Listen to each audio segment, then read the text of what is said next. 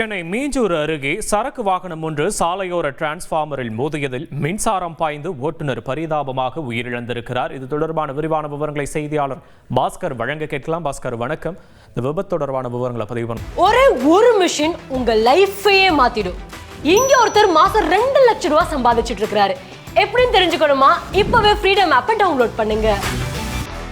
பாஸ்கர், சென்னை குறிஞ்சியூரில் உள்ள கோழி இறைச்சி கடையில் திருநெல்வேலியை சேர்ந்த சுரேஷ் என்பவர் ஓட்டுநராக பணிபுரிந்து வருகிறார். இன்று காலை சுரேஷ் தன் வேலை செய்யும் கடையில் இருந்து இறைச்சிகளை ஏற்றிக் கொண்டு சிறிய சரக்கு வாகனத்தில் அத்திப்பட்டுக்கு வந்துள்ளார்.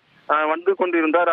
அத்திப்பட்டியில் கோழி இறைச்சிகளை இறக்குவதற்காக தற்போது சாலையோரத்தில் இருந்த டிரான்ஸ்பார்மர் மீது சரக்கு வாகனத்தின் இரும்பு கம்பி மோதி விபத்து ஏற்பட்டது. இந்த விபத்தில் டிரான்ஸ்பார்மரில் இருந்து இரும்பு கம்பி மூலம் சரக்கு வாகனத்தில் மின்சாரம் பாய்ந்து ஓட்டுநர் சுரேஷ் மயங்கினார். இதனை அடுத்து அவரை மீட்ட அப்பகுதி மக்கள் மீஞ்சூர் அரசு ஆரம்ப சுகாதார நிலையத்துக்கு கொண்டு சென்றனர். அங்கு பரிசோதித்த மருத்துவர்கள் வரும் வழியிலேயே இறந்து விட்டதாக தெரிவித்தனர். இதனை அடுத்து சடலத்தை கைப்பற்றி பிரேத பரிசோதனைக்காக சென்னை சாலி அரசு மருத்துவமனைக்கு அனுப்பி வைத்தனர்.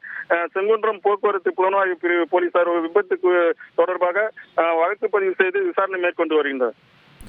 விவரங்களுக்கு நன்றி பாஸ்கர்.